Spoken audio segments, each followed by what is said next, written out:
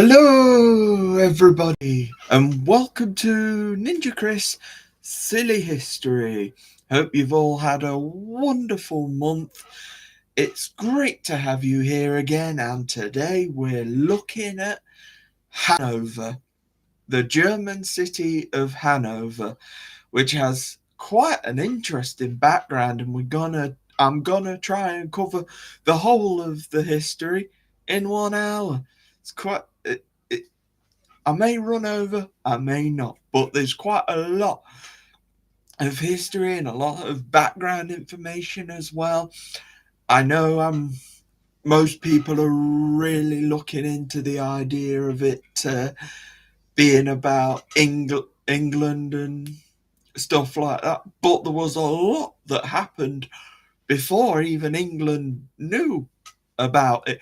Because, I mean, we're going back like 400,000 years ago here with the Neanderthals, when they finally came over and went more Eastern Gaul situation. They started landing in a walking sort of fashion.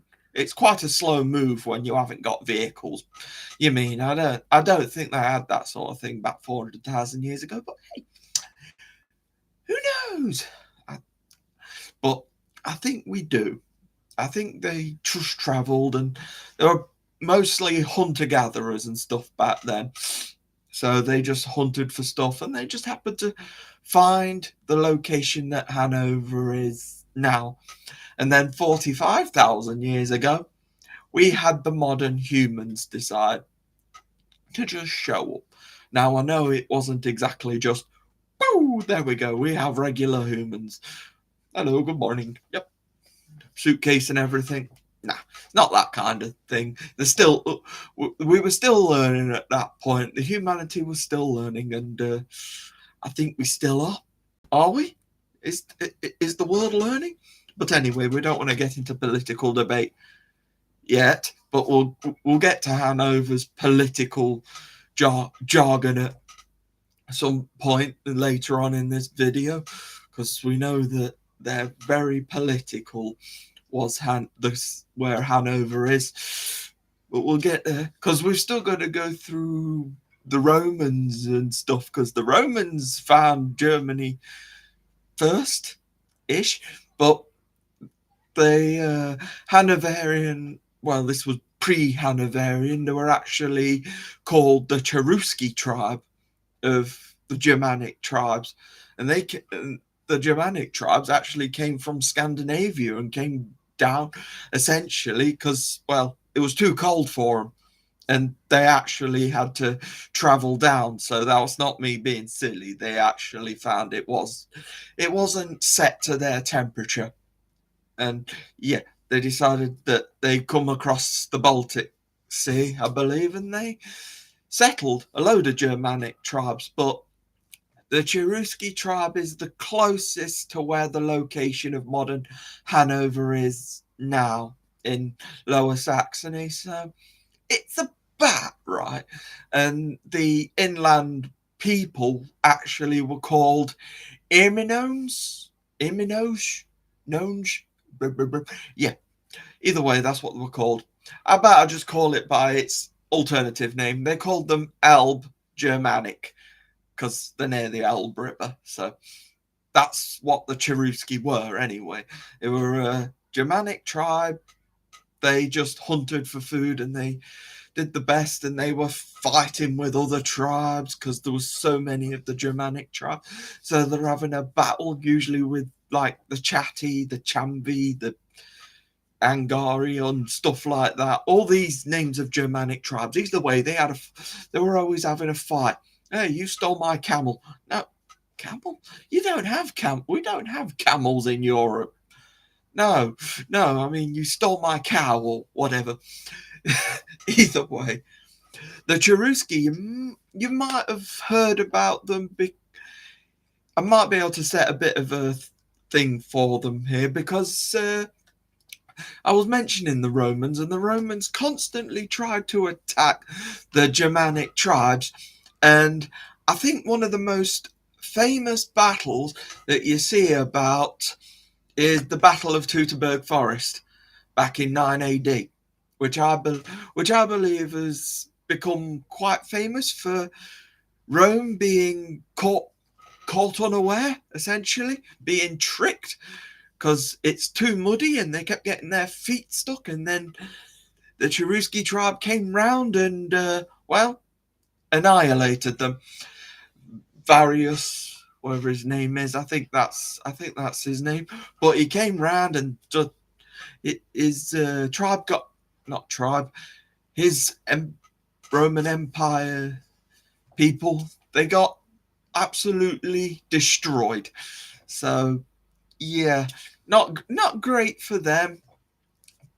But it was the Battle of Teutoburg Forest all came around because of a former Roman officer, military leader called Arminius, who basically he turned on them. He went up to the Cherusci tribe and told them all about their attack plans, and he essentially betrayed them. And he was in his old tribal Cherusci gear, his old tribal gear and stuff, and then attacked and took out that Roman force. Oh dear. I say thankfully, but in 21 AD, Arminius met his demise. But before that, there was a turn by a guy called Germanicus who came back and basically finished the job that Teutoburg Forest did. It kind of fixed the issue as possible you can. Either way, the Battle of Teutoburg Forest was probably one of the most annihilating battles for the Romans. It was terrible from what all the sources that I've got, they all seem like they lead to it was a terrible battle, especially for the Romans. The Cherusci tribe, they were loving it. They were like, I beat the Romans, and I don't even have a sword or an axe or a shield or loads and loads of armor, which is probably a reason why they also struggled in the Teutoburg Forest. But I think they've got they had the lay of the land as well, essentially. So the Cheruscis had a good run of it for a little while still, but unfortunately, I think that battle actually took a lot out of them. So they were doing all right defending against tribes, but unfortunately for the Cheruscis, in 88 AD, the Chatti were attacking too much, and because the Cheruscis were absolutely shattered and drained of all their sources, the Chatti absorbed the Cherusci into their tribes to make the Chatti tribe a lot bigger. So yeah, they carried on getting bigger, because eventually where them tribes were now, they all kind of came together in the 3rd and 4th century AD and actually made the Saxon Confederation, which is kind of the beginning of where we are with the Saxon eras now, because this was kind of during the migration period where all Germanic tribes and the Huns and everything were coming over. The guys were coming over for the migration. The Germanic tribes are all taking different parts of Rome, and the Saxons, well, during that time, they were quite interested in going over to the British Isles, as quite a lot of people know about the Angles and the Saxons, but they didn't really make an impact until the 8th, 9th century, when they actually took over and became the Anglo-Saxons, because that's what happened. And Saxons and the Saxony, that's about where Hanover is nowadays, because I'm only have to work off relative positioning, because obviously Hanover didn't actually exist back then. The name Hanover, actually, I don't know what language it what language they were speaking. It, it, it probably wasn't our modern day English that I'm speaking right now. I can almost be, no, I can be 100% sure that what I'm speaking now wasn't spoke back then. We don't know, but they communicated somehow. But yeah, the Saxon Confederation, they were a pagan worship sort of thing, which made things more tricky when we got into the Old Saxony era, which was about the 500s AD till about 804. So it started off with the Merovingian dynasty because they started attacking over in the Saxons, because this was the Frankish lands and the kingdom of the Franks was starting to get bigger. It was just a tiny Germanic tribe were the Franks, and then it gradually got bigger, and eventually it split off into modern day France and modern day Germany, and Austria is in there as well, Switzerland, and all of them bits around there, but they all kind of came together and they were all one big kingdom at first. So the Germanic tribes are all kind of absorbed into the Frankish kingdom, and the Merovingian dynasty were the first ones to find. And the first time that the Franks actually had there was a Saxon revolt in 555 to 556. So it was only a year, but it was probably a very awkward year. A guy called Clotaire the First, who was the king of the Franks at that point, from 511 to 558. So during his time, there was a Saxon revolt, which in the end, the Franks couldn't capture Saxony, but Saxony was definitely annoyed, and to stop the war, Clotaire made some sort of agreement that if you pay me 500 cows, I won't kill you. I've got a feeling that's the kind of idea it is. I don't know. It was probably because cattle and meat back then was a delicacy back then, so it makes sense that you'd pay some. It just sounded quite humorous at the time when I first read it, but then I'm realizing in that time it probably wasn't so unusual, because money probably wasn't exactly the easiest thing to come by, and probably didn't know much about it.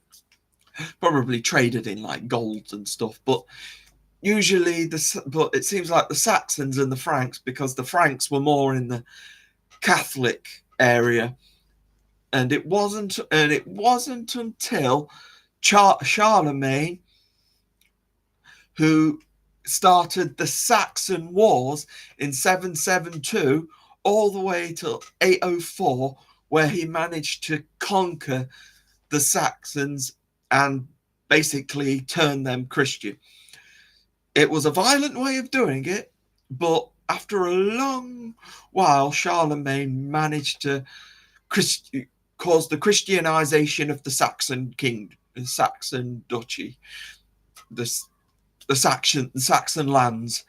He beat out Widekund, because that's who the big general guy who was in Saxon. So he turned them from pagan polytheistic to monotheistic gods, and that's our Catholic God. Amen. And that's pretty much what Charlemagne did. And in 800, Charlemagne got crowned as King of the Romans. He wasn't, though some people see him as the first Roman emperor, but he wasn't really, which is a weird situation. And I know, but he wasn't the first Holy Roman Empire, because the first Holy Roman Emperor was in 962, and that was Otto I. But during this time, after Charlemagne died in 814, Francia got split into three. You got West Francia, which is France. You've got Middle Francia, which is probably consisting mostly of Italy and the Low Countries and stuff like that, like Belgium, Netherlands. And then you've got East Francia, which is now modern day Germany, which is the side that we're obviously most interested in, because that's where Hanover is now. But it split up by the Treaty of Verdun in 843. So that was a split. So it's kind of an agreement situation. And the first king of East Francia was Louis the German, I believe he was. So that's pretty much. And then he went on, and then we had like Carloman and I think and Conrad, I believe, and then it started getting then the Ottonian dynasty started creating itself. So we had Henry the First, the Fowler, as he was called, took the king of East Francia in 919 and went till 936 when Otto the First became the king of the Romans in 936.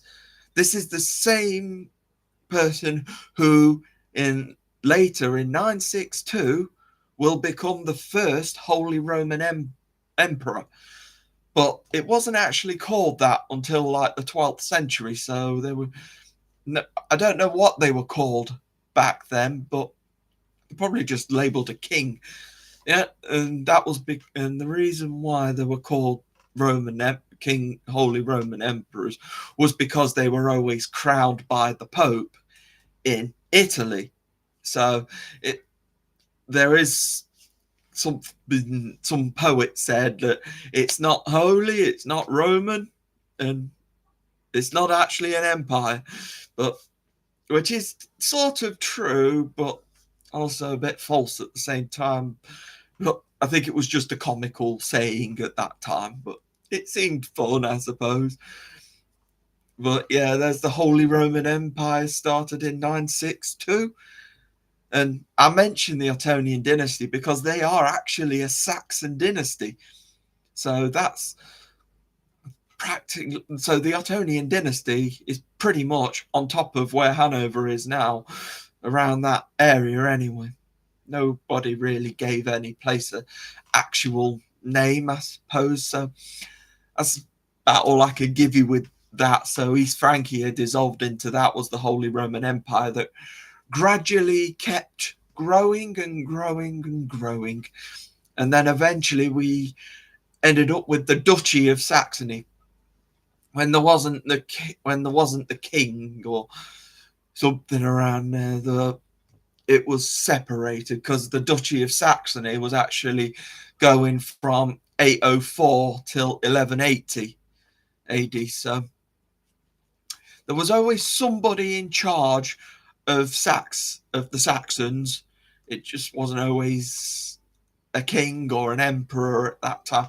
Every little section has their own little bit. They have their own dukes, but you have the whole Holy Roman Emperor as well, who basically just watches over everything. But the thing with, it's not like modern day Germany, because modern day Germany is there. It's Germany. That's Germany. But back then, it was all split into little sections. So thankfully, we only need to focus on the Duchy of Saxony, which lasted till 1180. And the reason why it ended in 1180 was due to a guy called Henry the Lion, who kind of betrayed Frederick I Barbarossa. Wasn't exactly a great time, not for Henry the Lion anyway. Barbarossa just did his due. I think we all know who Frederick I Barbarossa is. He went on the Third Crusade and fell and drowned in the water. You know, it is what it is. It probably won't be as funny for him, but you know, it sounds interesting. Anyway, I need a drink. We've got a proper war coming on in soon. I'm gonna go and I want to say hello to everybody. See who's here. Hello, Anna. Good to see you as always. Steve, Mr. Smedders, good to have you here. Hey, Mowley, good to have you here as always. Good to have everybody here.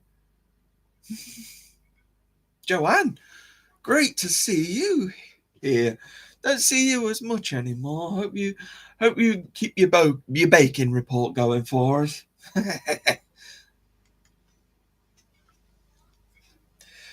I'm just using this time as a little break just so I can get myself gathered. Just want to say hello to everyone. Dude, I'm funny. Thank you. Thanks for the heads up. I do my best, but I'm trying to deliver you all factual information as well. I try to give you. So we've ended the Duchy. So we ended the Duchy of Saxony. Oh, Joanne, you're freezing cold, are you? Oh, yeah. I don't know. I'm bouncing around. I'm already burning up already. What do I? Oh. I'm just. Oh, chocolates. Oh, you make. Oh, should we have a chocolate break? Because look at what I got. I got hold of. Sorry, it's not chocolate fingers, but I've got some spooky Oreos. Well, they were fairly interesting, don't you think? Some spooky Oreos that say they're vanilla flavored, but hey, they're mine. I'll eat them at some point. I'm not going to eat them on camera because that's just bad etiquette. That will just be a bad thing to do. And I'm not a bad boy. I'm a good boy. I am always a good boy. Yes, that's me. So yes, where were we? Yeah. You go have an excuse to have hot chocolate. Yep. Oh, I've not had hot chocolate for a while. I still need to try one of those pumpkin spice. I still need to try a pumpkin spiced chocolate. Oh, Anna, you naughty.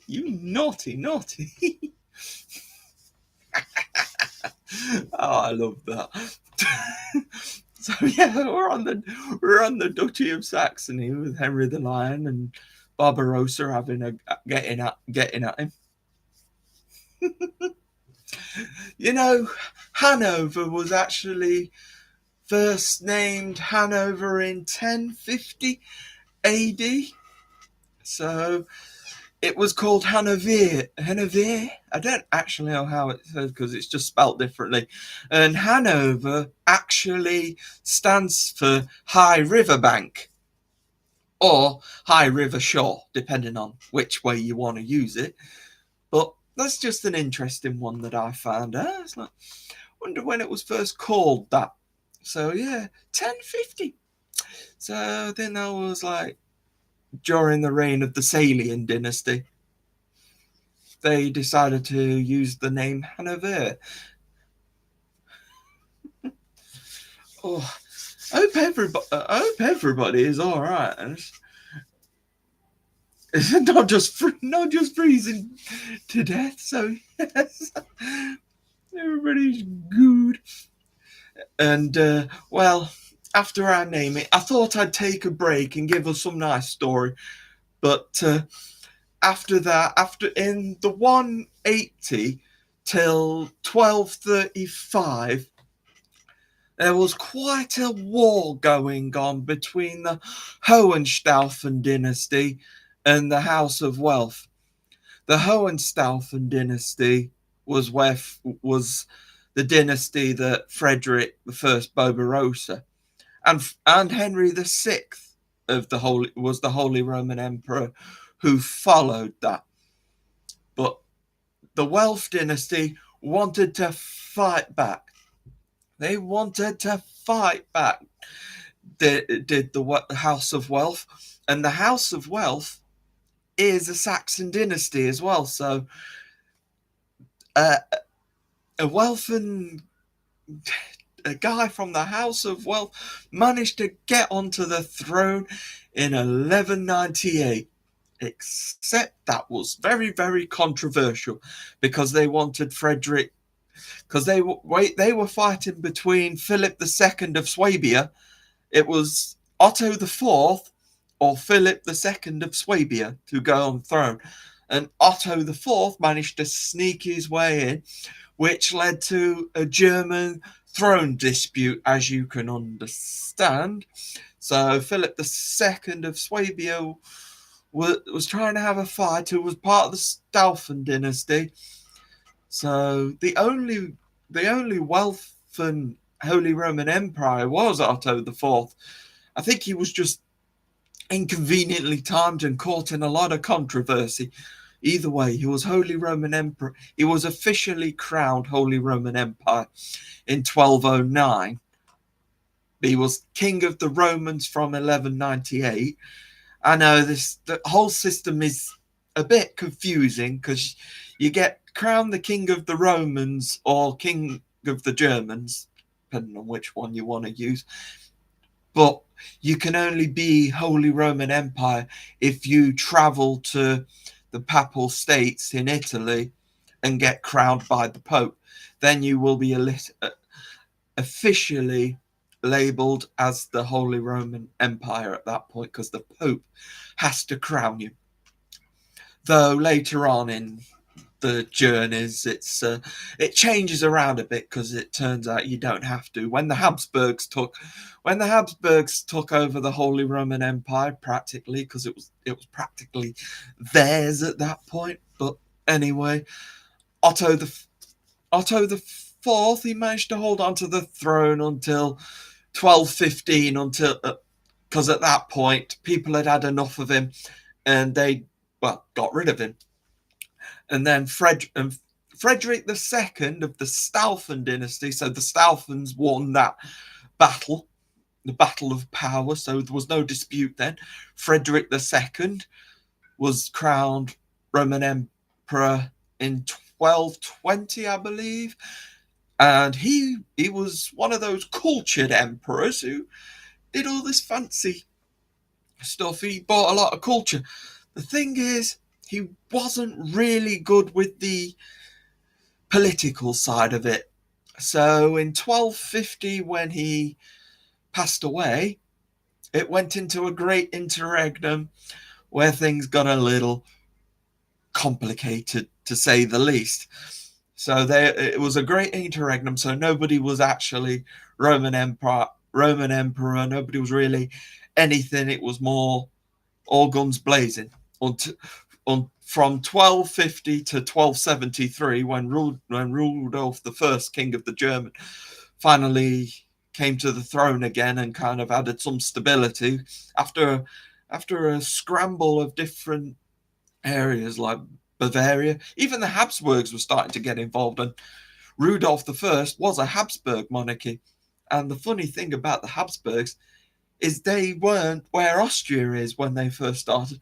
They were over towards Switzerland and closer to France than anything. But the Habsburgs, as they got on, they gradually kept sneaking their way across. They were a very, very dysfunctional family. They did a lot of inbreeding, to say the least, but we're not on the Habsburgs because thankfully they didn't really get involved with the Saxons.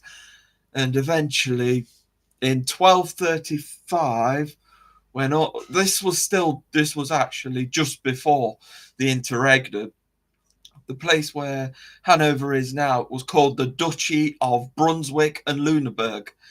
And that went from 1235 all the way through till 1808.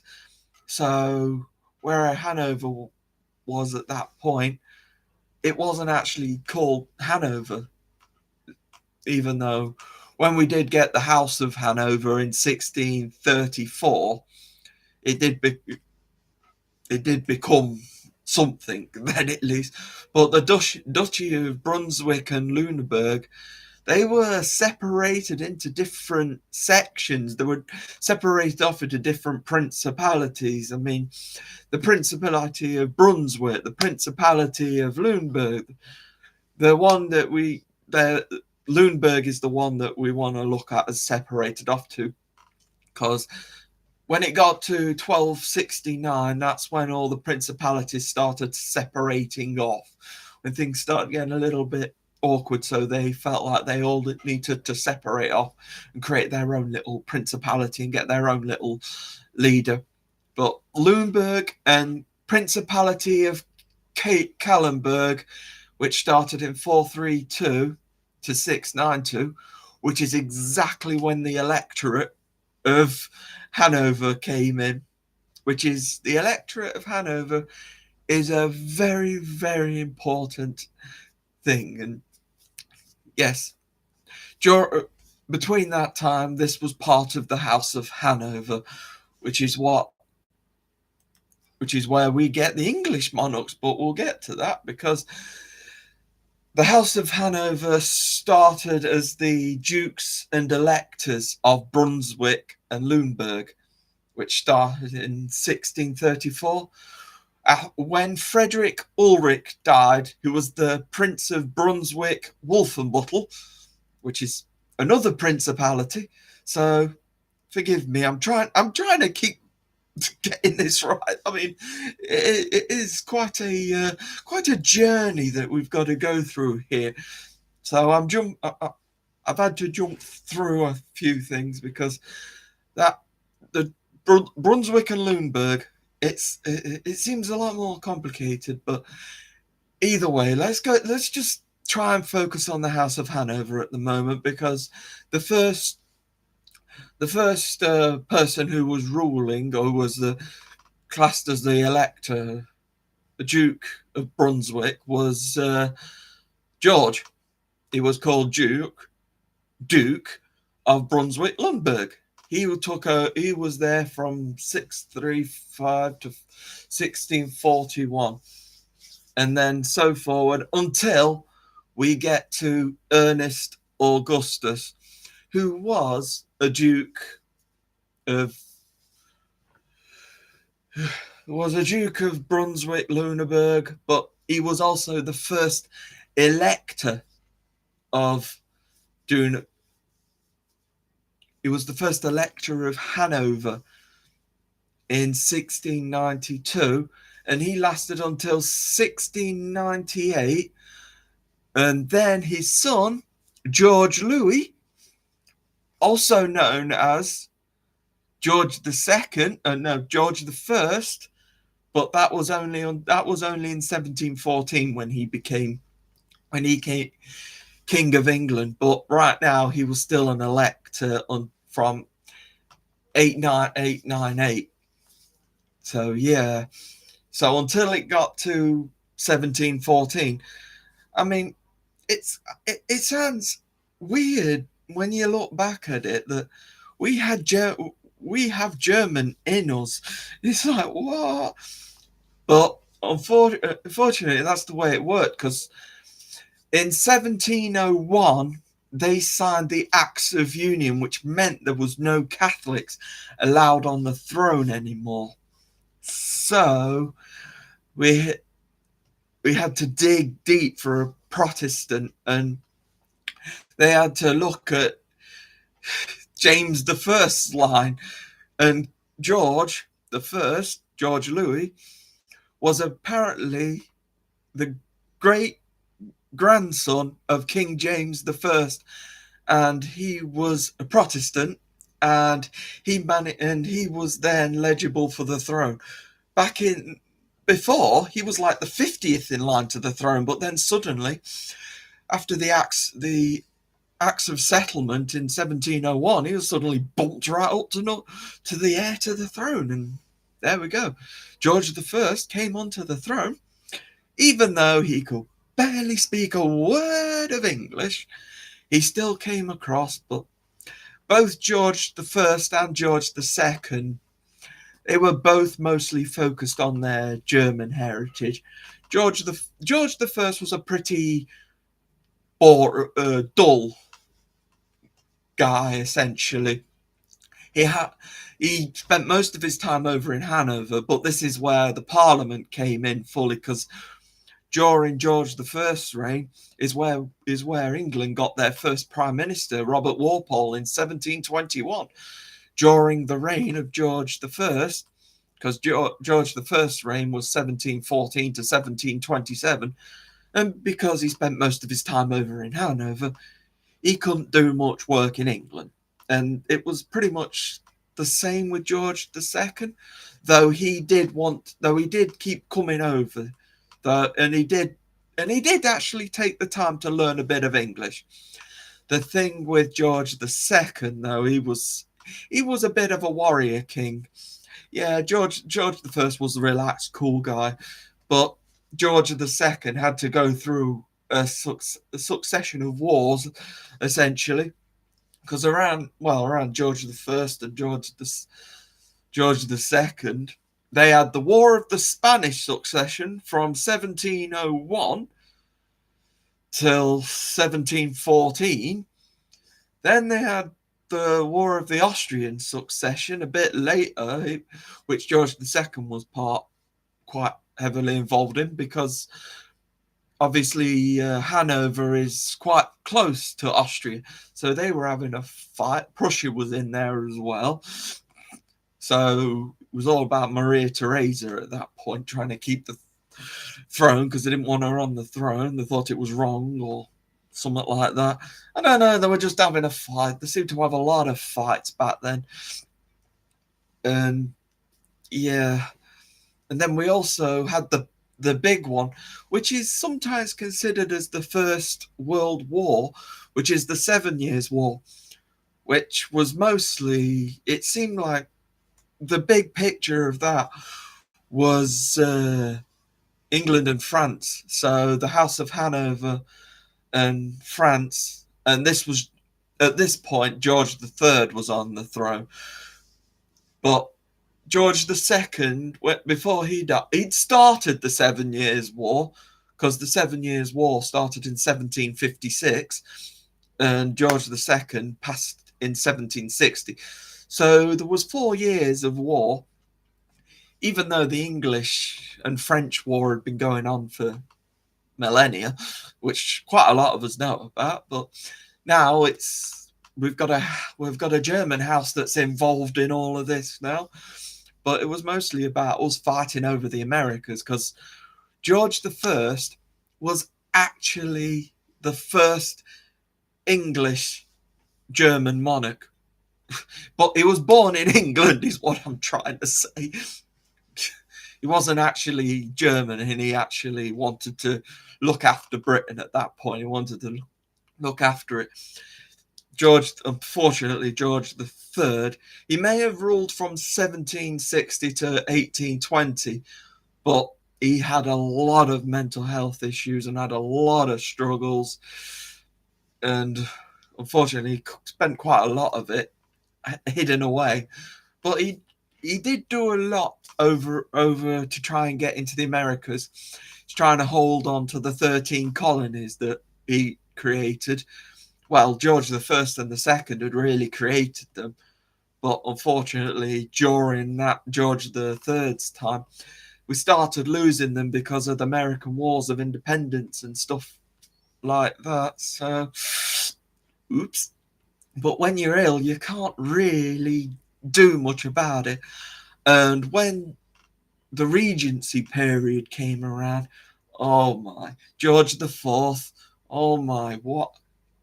I don't know how to describe him. Well, he wasn't good. He wasn't great. He was a playboy. He was marrying people he shouldn't be marrying. He started this now. He was secretly marrying a Catholic, which was quite clearly, after the 1701 Act of Settlement, is against the rules, against the law, essentially. So, yeah, probably best that doesn't happen. So George IV wasn't great for the crown, but he had to, because he was regency from 1811 till 1820, when his father passed away. But And from 1820 to 1830, he ruled as the full king at that point. But everybody was celebrating in 1830 when he finally they had the relief, because when William IV came onto the throne, there was such a relief because he was actually doing his kingship duties, or doing what a king should do. Anyway, he was tough, but he wasn't even wanting to be king. Was William IV? He wasn't bothered about being king. He was like third, fourth in line for the to the throne. So we thought there's no chance. He's called the sailor king. I think that's what they call him. So yeah, he was a part of the navy. He's quite a heavy drinker and stuff, but when he came to being king, he definitely set policies right, and he kept things right. And this is the end of the English line of Hanover, I'm afraid, because when Victoria, because of semi-celiac law, a woman cannot rule on the throne in her own right. So that changed things in 1837, when Ernest Augustus took over the throne in the House of Hanover and turned it into a kingdom as well. So he was King Ernest Augustus in 1837 till 1951, which was an interesting time, because in 1848 there was a lot of rioting and stuff, and wow, it was like wow. And then we have the last of the kingdom of Hanover was King George V of Hanover, not the King George V of Windsor. Make sure we get that right. He was the King George V of Hanover, and he ruled from 1851 to 1866. 1866. Oh, that was a war and a half, wasn't it? That was the Austro-Prussian War, where Otto von Bismarck sort of helped split them off to the North German Confederation at that point, and that's where Hanover became a province of Hanover, which basically meant Hanover at that point was part of the Kingdom of Prussia at that point. So Hanover wasn't really Hanover as such at that point. So during the World Wars, and Hanover was all right in World War One, because they were industrial and everything, but they were kind of caught out because they were just kind of collateral damage, I suppose, because most of the World War One was on the Western Front, so it didn't really go over to Hanover as much. The fighting didn't really go there too much, because it was mostly over in like France and England and stuff where they were coming. Obviously, the Russians were involved, but they never really bothered Hanover, because Hanover really wasn't as needed. But when in World War II, things changed. But you've got to look at the interwar period as well, because they were suffering, and you had the Great Depression in 1929, which didn't make anything better, did it? So technologies grew in time, and obviously in World War II, the technology had grown up a bit, and most of the technology came from Hanover. So World War II was actually focused on Hanover. It was focused on bombing Hanover, because Hanover is one of the most industrial cities you could possibly get. I've got that feeling. So when that finally, when the war ended, and in 1945, 90% of the town centre apparently was destroyed. Literally 90%. I mean, that's a massive amount of the town gone. And then the province of Hanover ended in 1946 and created a state of Hanover. But that was only for like a few months or something, just while they got stuff in order. It was the state of Hanover was basically a little one where they wanted to just try and get things in order. And then we get to now, the modern day, where Hanover is recovering still. It's still got the damaged stuff. We kind of use it as a museum now because Hanover has definitely got good for the museums and everything. And Hanover is now the capital of Lower Saxony. So a lot of great things have come from Hanover. And we still get along with Hanover. We just don't own their monarchy anymore. Actually, I don't even know if we own our own monarchy. Anyway, I'm sorry, guys. I've not really been chatting with you. But this is one of those topics where I've been passionate about.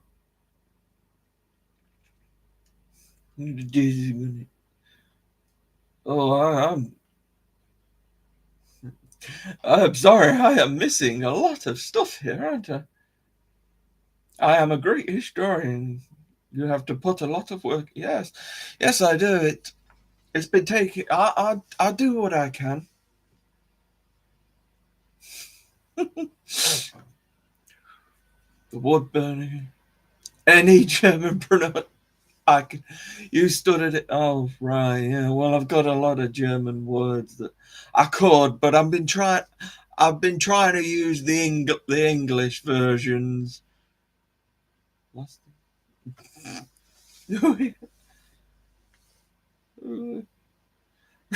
Rudolph. Rudolph. He was the king in 1273 of he was the first of the Habsburgs lot. But yeah, the Habsburgs took the Roman Empire in 1452 with Frederick III. That was the start of the Habsburg Holy Roman Empire lines. Oh, have you all had fun? And are you all having fun? Because I realise I've just burnt out a load of time. Oh, you saw these, didn't you? My spooky Oreos. I don't know if that came across, but we can sing about Rudolph the reindeer in December. I've still got next month to do yet. Next month is on gardens. Next month I'm talking about gardens. It's quite good though, because Hanover has actually got quite a nice load of gardens. I've really got quite a lot of culture now. Because actually, because I'm a heavy metal guy. The Scorpions, the band, they were formed in 1965, and they were actually created in Hanover. How cool is that? One of the bands that I like. I mean, my favorite of those songs is "Rock You Like a Hurricane." Yeah, and the thing is, if you dig deep into the band, the Scorpions, they were actually doing songs with the time. When they did the song "Wind of Change," they were actually singing about the end of the Cold War, because it's the wind of change in the Cold War. Things are finally going back to normal and stuff, and the Berlin Wall's going down. We're all coming together again. Yeah.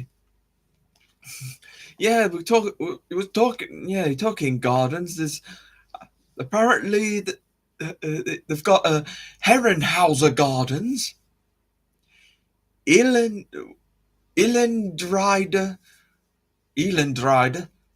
is the largest urban forest. There we go. The Mashi, yeah, Mash, bangers and mash. No, Mash is a large man-made inner city lake. So that was interesting to read about. They actually have got a lake in the middle of the city that they've actually put the water in themselves, which is actually quite cool in a way, isn't it?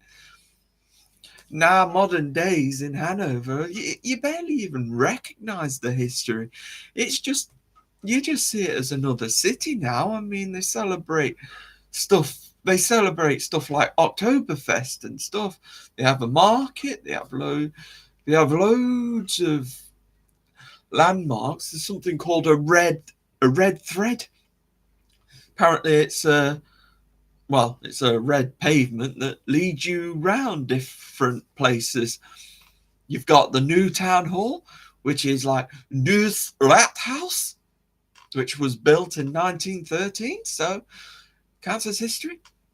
Oh, blooming out, what's this one said? Argidinerkirche. It's an unrebuilt church, war memorial. I hope I got this right. And, well, I was talking about the Scorpions. Apparently Hanover is the UNESCO City of Music. So, there you go. It's confirmed. Well, they love their festivals. I gotta say, mention the October. They've got something like the Schützenfest in Hanover. Apparently, that's something to do with firing guns and stuff. They have a Massey Lake Festival, an international festival of street art, Fête de la Musique. But you're looking forward to seeing you two for the Christmas markets. Yes. I'm loving this. I've loved today. I'm glad I managed to get that.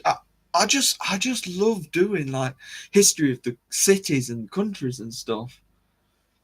In Texas 66, nothing happened except for a week. Yeah, you tell Harold Godwinson that. Harold II, who got took down by William the Conqueror. Unfortunately, that's to do with France. Niedersachsen in German.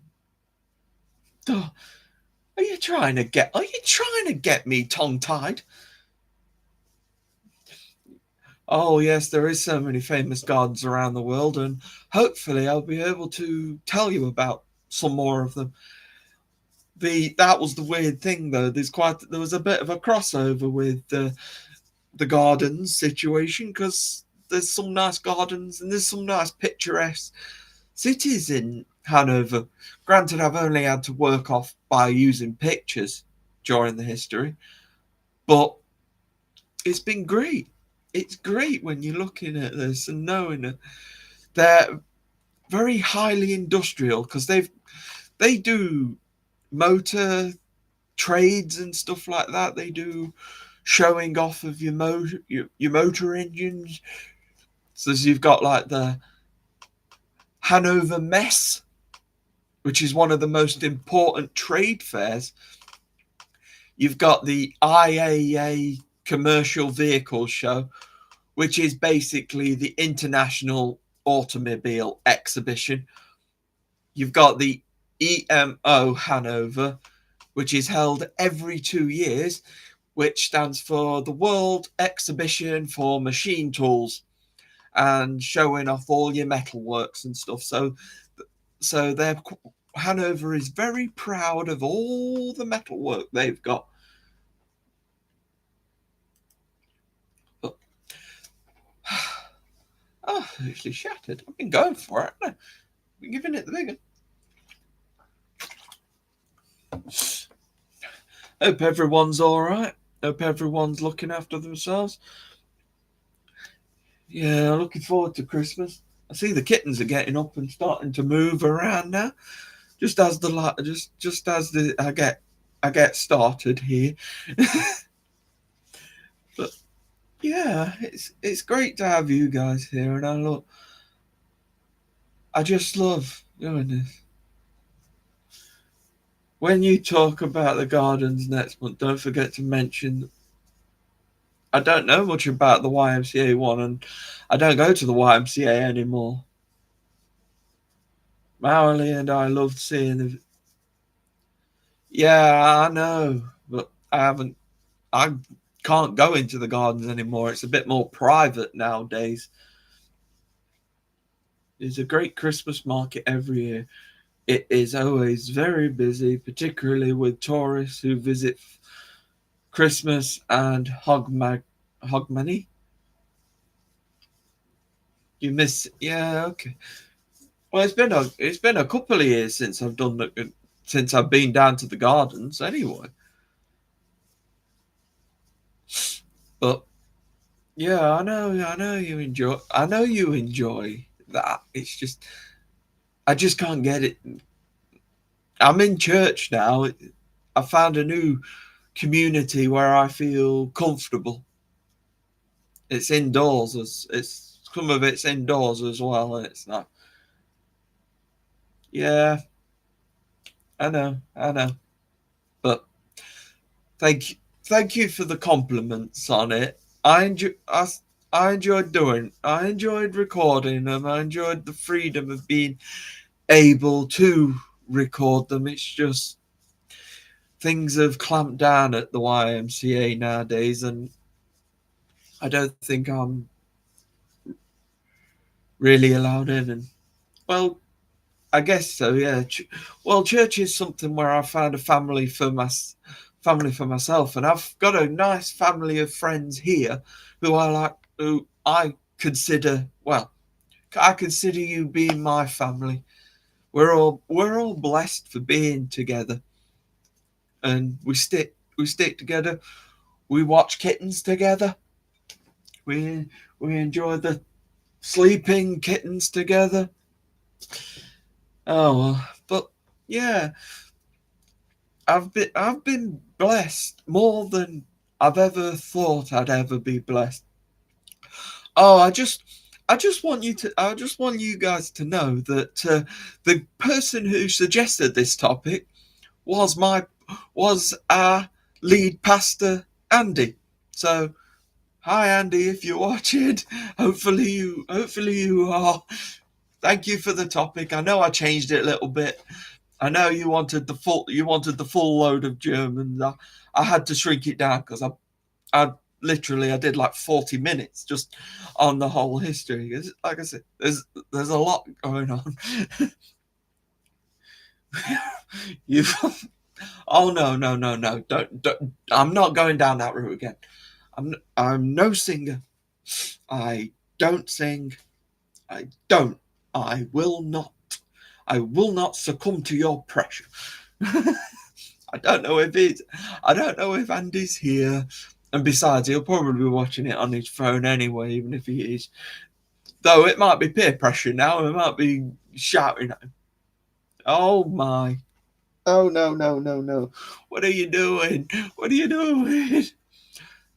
Are we going? Oh, hang on.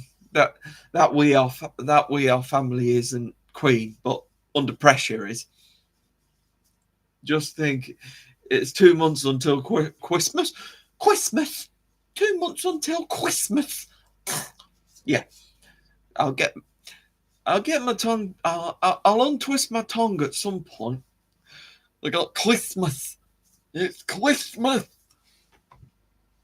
I have no idea. I'm just being silly now, which is convenient because I am silly history, and you've had a lot of history today. I hope you've been able to take it all on board because it's took me a month to try and put all this together.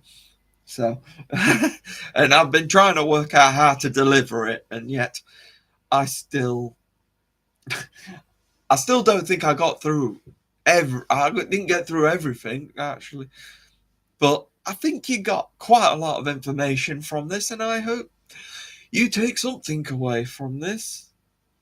Either way, I've had fun, and you guys seem to have had fun. But the thing is, as long as I'm having fun, I am ultimately grateful that you've even bothered to show up. If you show up, great. If you don't, then I'll just prat about for an hour. I'll just keep bouncing up and down for an hour while sitting in my chair. Best way to bounce. Don't stand up.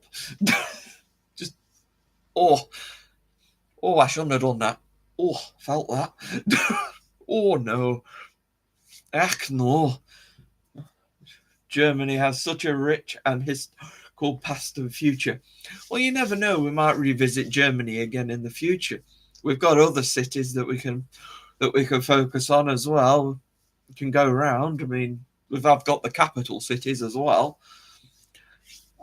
Just so you know, all of next year is filled. All the topics for next year. So 2026. I've got a topic at the end of every month. So whenever you give me a topic now, it'll be it'll be for 2027. So yeah, thank you everybody for just being here. You're awesome. You're absolutely brilliant. Thank you.